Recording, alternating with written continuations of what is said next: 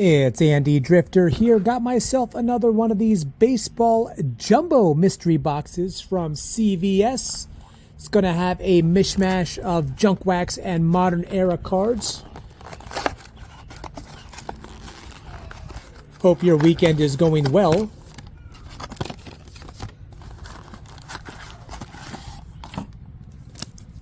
And, oh, a pack of 1992 O-Pee-Chee. All right. What do we have here?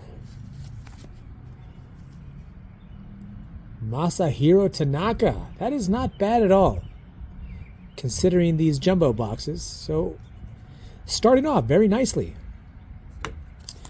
Jesse Barfield. This guy had an absolute cannon for an arm. Started off his career with the Blue Jays, then went to the Yankees. I don't think he played for any other teams. But, yeah, he made a few all-star teams. Terry Kennedy. Keith Moreland. Who's this? Oh. That is... I don't know who that is.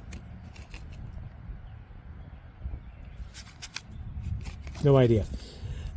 Frank Castillo. Ken Dixon. Ironically enough, there was a Kenneth Dixon that played for the Ravens. He was one of those players that showed a lot of promise, but he failed not one but two PED tests. I don't think he's in the NFL anymore. Trevor Wilson. Glenn Davis. He was a slugger. Ron Tingley. Bill Swift.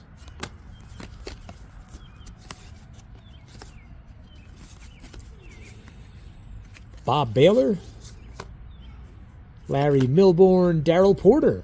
Oh, man, sweet frames. Greg Harris, Rudy Law,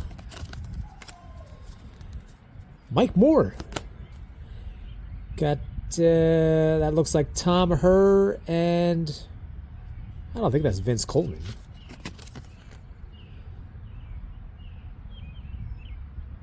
Well, I don't know who's that. Well, that's the third base coach, whoever it is. Looks like dapping him up. But, yep, Tom Herr. Greg Brock. Jerome Walton. It's a great-looking card. I want to say he was Rookie of the Year. You know what? Let me see. Jerome Walton was the 1989 NL Rookie of the Year. Played for the Cubs, then went on to the Angels, the Reds, the Rays, and there was one other team. Finished with a .269 batting average. Dennis Powell, Pat Borders, played for the Blue Jays. There he is. Mike Pagliarulo. This is a guy who came into the league with a lot of promise. He did have one 30-home run season early in his career, but between injuries and lack of production, didn't do much after that. Started off his career with the Twins, then played with the Yankees. As you can see here, he spent some time in San Diego. Roger McDowell, very nice. Pitched for my Phillies as well as the Mets.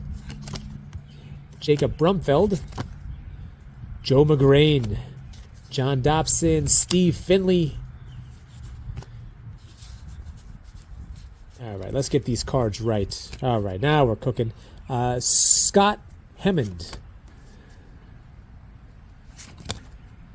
Tim Leary, Ruben Sierra.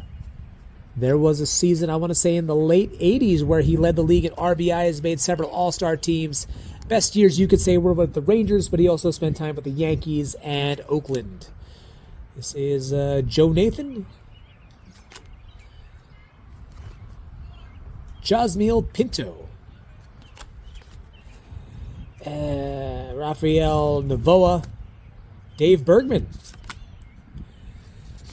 Wes Gardner, the big cat, Andres Galarraga, finished his career with 399 home runs. Best years were with the Rockies. That's where he is featured here. Of course, he made up that part of that gauntlet of a lineup along with Vinny Castilla, Dante Bichette. I think Larry Walker was in the mix as well. It's been proven that when you played in Colorado, especially during the steroid era, your stats were off the charts. Also spent time with the Expos, the Giants, the Cardinals. I think that's all the teams he played for. But yeah, the Big Cat. Tony Bernazard. Doc Gooden. Great looking card. He does autograph signings all the time. Sometimes they're free signings. And this card looks pretty clean, so I'll hang on to it. Frank White. Bob Welch. Won 27 games. I want to say it was in 1990, so it would not... Oh, no. Yeah, 1990. 27 games. Part of that Oakland team that went to 3 straight World Series, but they just won one. They should have won all 3. They were heavily favored in 88 and 90, but they were swept by the Reds in 1990, and they just won 1 game in 88. Craig Lefferts. Joey Cora. Dwight Goodenbox, another Doc card. Very nice. All-star pitcher, best known for his time with the Mets, but he also pitched for the Indians, the Astros, and the Yankees. During his time with the Yankees, he got a couple of more World Series rings. Bill Doran.